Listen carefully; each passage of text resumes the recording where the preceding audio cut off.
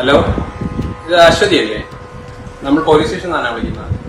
അപ്പോൾ നിങ്ങളുടെ അഡ്രസ്സിൽ നിന്നൊരു പോസ്റ്റ് നമ്മൾ ഡ്രഗ്സ് കണ്ടെത്തിയിട്ട് റിപ്പോർട്ട് ചെയ്തിട്ടുണ്ട്. അപ്പോൾ അതിന്റെ ഭാഗമായിട്ട് നിങ്ങളിപ്പോൾ ഡീറ്റെയിൽ അറസ്റ്റ് ചെയ്തിരിക്കുകയാണ്. അപ്പോൾ അതിന്റെ ഫർദർ ഇൻവെസ്റ്റിഗേഷൻ ആയിട്ട് ഈ നമ്പറിൽ നിന്ന് തന്നെ ഇപ്പോൾ വീഡിയോ കോൾ വരും. അത് കർശനമായിട്ടും അറ്റൻഡ് ചെയ്യേണ്ടതാണ്.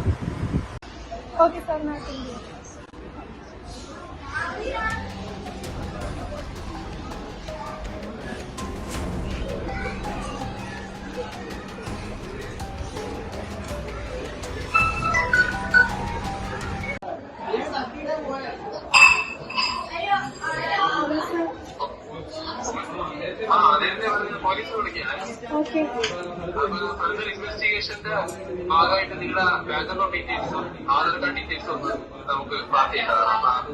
അതൊന്ന് എടുത്തിട്ട് വരും. ഓക്കെ സാർ, ഞാൻ ഇപ്പൊ എടുത്തിട്ട്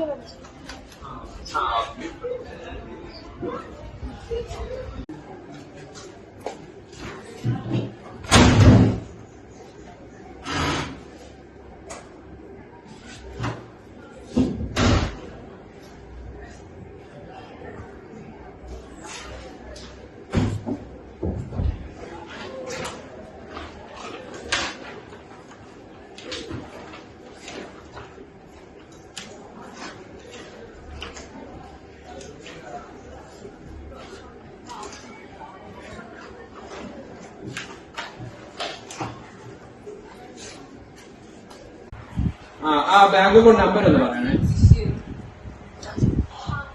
പറയാം.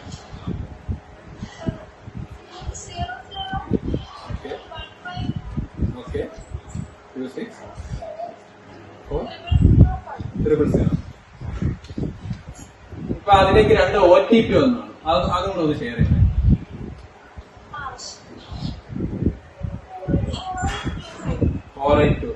രണ്ടാമത്തെ ഒന്ന് പറയൂ. രണ്ടാമത്തെ OTP.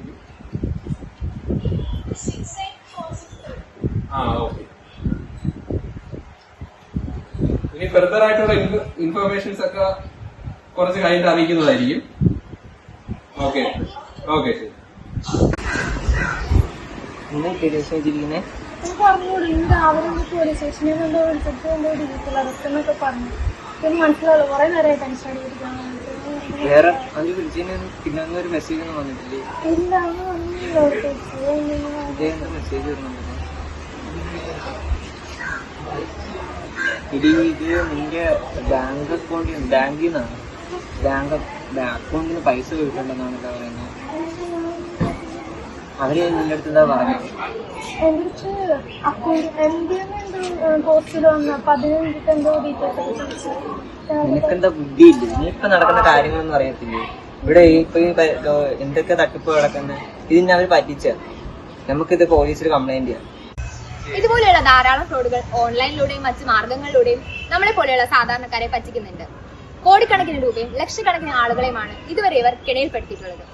അതിനാൽ തന്നെ പണമോ സമ്പാദ്യമോ നമ്മുടെ മറ്റ് പേഴ്സണൽ ഡീറ്റെയിൽസോ ആര് ചോദിച്ചാലും ഷെയർ ചെയ്യാതിരിക്കുക.